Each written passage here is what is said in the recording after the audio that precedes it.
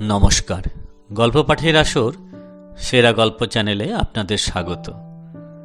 আজকের নিবেদন প্রখ্যাত লেখক হরিনারায়ণ চট্টোপাধ্যায়ের ভৌতিক গল্প মূর্তির কবলে। চলুন শুরু করা যাক। হরিনারায়ণ চট্টোপাধ্যায়ের ভৌতিক কাহিনী অবলম্বনে ছোট গল্প মূর্তির কবলে। একেবারে আচমকা, তাও অন্য কোনো বড় শহর হলে এক কথা, আফসোস করার বিশেষ কিছু থাকতো না। কিন্তু বদলি করলো কলকাতা থেকে এলোর, অন্ধ্রপ্রদেশে। ইংরেজের আমলে ওই নাম ছিল, এখন স্বাধীনতা পরবর্তী যুগে নাম হয়েছে এল্লোরু। একটা আসার কথা, বিয়ে থা করিনি, বউ ছেলেপুলের বালাই নেই, ঝাড়া হাত পা, কাজেই তল্পি তল্পা বেঁধে ট্রেনে উঠলাম। স্টেশনে রামকৃষ্ণ রাও ছিলেন, এর জায়গাতেই আমি যাচ্ছি। এমনি বদলি হচ্ছেন কোয়েম্বাটুরে। একে থাকবার একটা আস্তানার সন্ধান করতে বলেছিলাম। বিদেশ বিভুই কিছুই জানা নেই, অন্তত মাথা গোজবার একটা জায়গা থাকা দরকার। করমর্দন পরস্পরের কুশল জিজ্ঞাসার পরে প্রশ্ন করেছিলাম, আমার আসার কি ব্যবস্থা হবে? রামকৃষ্ণ প্রশান্ত হেসে উত্তর দিয়েছিলেন, চিন্তার কোনো কারণ নেই, আমি যেখানে ছিলাম সেখানেই আপনি থাকতে পারবেন। বাড়িওয়ালা খুব সদাশয়, বাড়িটাও যথেষ্ট খোলামেলা। যেতে যেতে রামকৃষ্ণ বললেন, আমি এখানে একলাই থাকতাম। বদলির চাকরির জন্য স্ত্রী পুত্রকে মামার বাড়িতে মাদ্রাজে রেখে দিয়েছি। তারপর হঠাৎ থেমে রামকৃষ্ণ জিজ্ঞাসা করেছিলেন, আপনার নিজের রান্না করার অভ্যাস আছে? বিশেষ নেই, তবে কলকাতায় ঝি না এলে মাঝে মাঝে নিজেকেই চালিয়ে নিতে হতো। ওই এক মুশকিল। এখানকার রান্না খেতে আপনার মানে বাঙালিদের হয়তো অসুবিধা হবে, সবই নারকেল তেলে রান্না কি না। আর কিছু বললাম না, অদৃষ্টে দুর্ভোগ আছে জানি। বাড়িটা বেশ পছন্দসই, চারপাশে একটু বাগান আছে, নারকেল আর কিছু আম গাছ। রান্না করার লোক একটা হয়ে গেল, শঙ্করন। সে শুধু ভাত রেঁধে দিয়ে যাবে, মাছ মাংস ডিম ছোবে না, ওগুলো আমাকেই করে নিতে হবে। রামকৃষ্ণ যাবার সময় একটা জিনিস দিয়ে গেলেন, টেরাকোটার মূর্তি, লাল রঙের। প্রথমে আমি ভেবেছিলাম নটরাজের মূর্তি, কিন্তু ভালো করে দেখলাম না, নটরাজ নয়। সেই ধরনের ভঙ্গি, মুখ চোখের চেহারা বিভৎস, চারিদিকে আগুনের লেলিহান শিখা। রামকৃষ্ণ বললেন, কি মূর্তি জানি না, হরিদ্বারে এক সাধুর কাছ থেকে পেয়েছিলাম। উনি বলেছিলেন কাল ভৈরবীর মূর্তি। রোজ শুতে যাওয়ার আগে এই মূর্তিকে প্রণাম করে শুলে মঙ্গল হবে, অবহেলা করলে অশুভ। এসব ব্যাপারে আমার ভক্তিশ্রদ্ধা একটু কম, বরং বলা যায় আমি কিছুটা নাস্তিক। নিজের পুরস্কার ছাড়া আর কিছু মানি না। তবু রামকৃষ্ণর মুখের উপর আমি কিছু বলিনি, বলতে পারিনি। মূর্তিটা নিয়ে আলনার উপর রেখে দিলাম। এল্লারুর চারিপাশে আমাদের ক্ষেত, আমার কাজ এইসব তামাক পরিদর্শন করা, একেবারে শুরু থেকে শেষ পর্যন্ত। তামাক যাতে পোকা না লাগে, লাগলে তার প্রতিষেধক কী, তারপর কিভাবে তাকে গুদামজাত করে রপ্তানি উপযোগী করা যায় সে বিষয়ে নির্দেশ। অনেকদিন আমাকে গ্রাম অঞ্চলেই কাটাতে হতো। তখন শঙ্করন থাকতো বাড়ির তদারকিতে। একেবারে নিস্তরঙ্গ জীবন, সংস্কৃতির ছিটে ফোটা কোথাও নেই। কি আর করা যাবে, কটা লোক আর জীবন জীবিকা মেলাতে পারে। মাসখানেক পর মুশকিলে পড়লাম, শঙ্করন এলো না। এই সময় বর্ষার খুব প্রকোপ, চারিদিকে ম্যালেরিয়া। দিন 15 শয্যাপাত করে রাখে, নিরুপায়। নিজে সেই হাত পুড়িয়ে রান্নাবান্না করতে হয়। কাজ বিশেষ নেই, রাত 8টার মধ্যে শুয়ে পড়ি। বাইরে বৃষ্টির নুপুর আর ব্যাঙের আলাপ জলসার আবহাওয়ার সৃষ্টি করেছে। শোয়া মাত্র চোখে ঘুম এলো। রাত কত খেয়াল নেই। হঠাৎ ধর্মর করে বিছানার উপর উঠে বসলাম।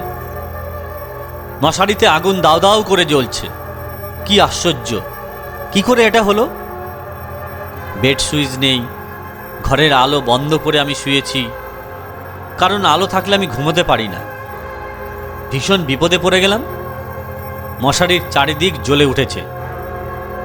লাইলনের মশারি, নামবার কোনো পথ নেই। আগুনের তাপ আমার শরীর ঝলসে দিচ্ছে।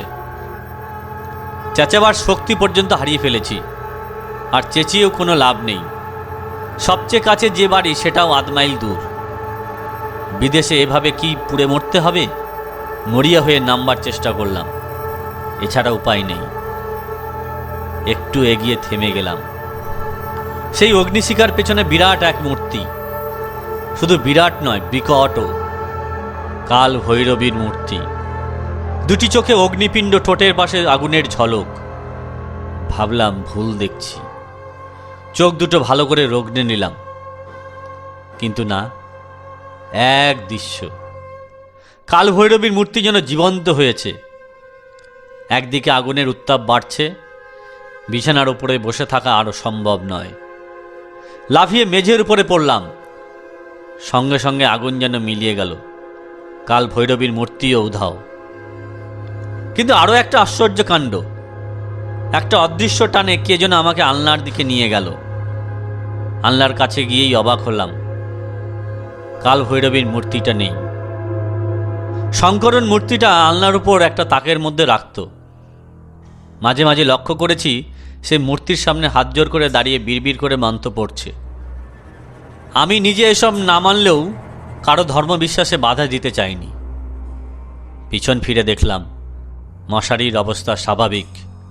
আগুনের সামান্য চিহ্ন কোথাও নেই। নিজের উপর রাগ হলো।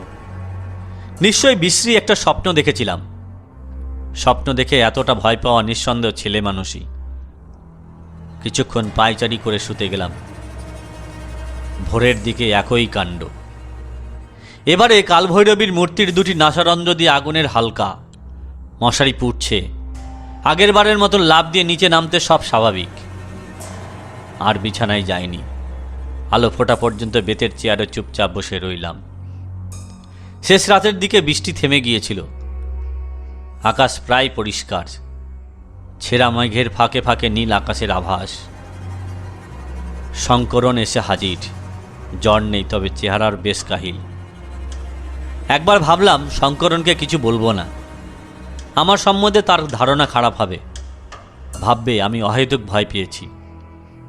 কিন্তু তাকে অন্যভাবে জিজ্ঞাসা করলাম, আচ্ছা শঙ্করন, সেই কালভৈরবীর মূর্তিটা কোথায় জানো? কালভৈরবীর মূর্তি কেন তাকের উপর নেই? শঙ্করন ছুটে এলো ঘরের মধ্যে। তাক খালি, মূর্তি নেই। লক্ষ্য করলাম শঙ্করনের মুখ পাংশু, নিরক্ত হয়ে গেল। এদিক ওদিক খুঁজতে লাগলো। তাই তো, কোথায় গেল? আপনি ফেলে দেননি তো?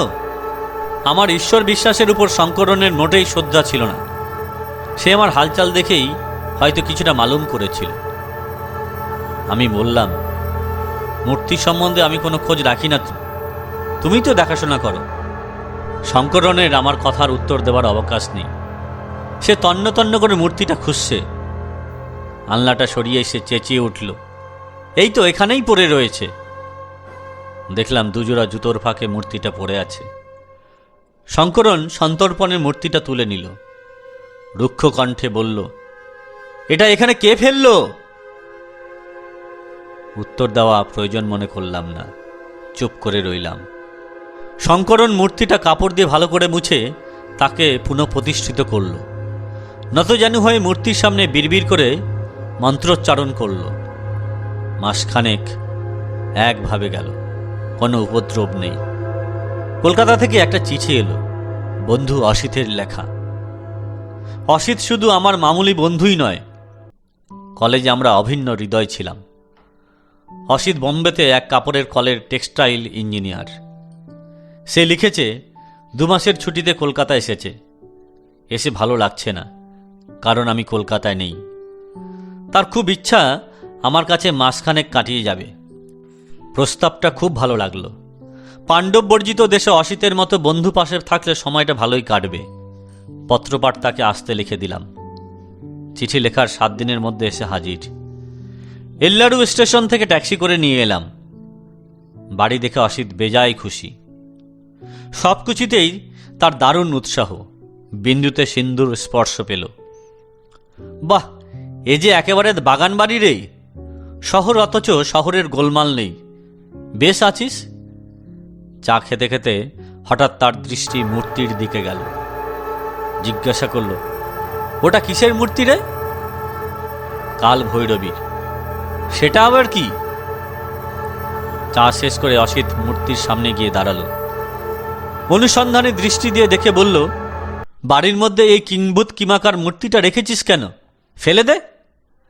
শঙ্করন ওই মূর্তিটা রোজ পূজা করে, তাই আর সরায়নি, না হলে ও মোটেই আমার পছন্দসই নয়।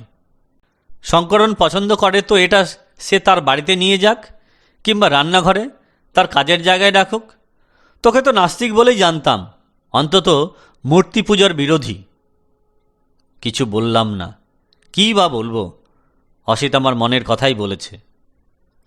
আমার ঠিক পাশের ঘরটা তার শোবার জন্য নির্দিষ্ট হয়েছিল। দুটো দরজার মাঝখানে একটা দরজা ছিল। বেশ কিছুটা গল্পগুজব করার পর অসিত শুতে গিয়েছিল। আমার ঘুম আসেনি। টেবিল ল্যাম্প জেলে টোবাকো কিওরিং সম্বন্ধে একটা বই পড়লাম, তারপর শুতে গেলাম। বোধহয় মাঝরাত, ঠিক খেয়াল নেই। পাশের ঘরে দুপদাপ শব্দ, অনেকগুলো লোক যেন দাপাদাপি করে বেড়াচ্ছে। একবার মনে হলো ডাকাত পড়েছে। তারপর ভাবলাম, ডাকাতদের তো এই ঘরের মধ্যে দিয়েই যেতে হবে, পাশের ঘরে ঢুকবার আলাদা কোনো রাস্তা নেই। সারা ঘর জুড়ে তাণ্ডব নৃত্য চলছে, অথচ অসিতের কোনো শব্দ নেই। তবে কি তার কোনো বিপদ ঘটল? উঠে পড়লাম। দরজার পাশে গিয়ে দেখলাম অসিত পাশের দরজাটা ভেজিয়ে দিয়েছে। হাত রাখতেই দরজাটা খুলে গেল। শব্দ চলছে, কিন্তু কাউকে দেখতে পেলাম না। শুধু অসিতের মশারিটা প্রবল বাতাসে উঠছে, অথচ আজ ঘুমোট, বাতাস একেবারেই নেই। অসিত, অসিত! বার কয়েক চেঁচালাম, কোনো উত্তর নেই। ধন্যবাদ।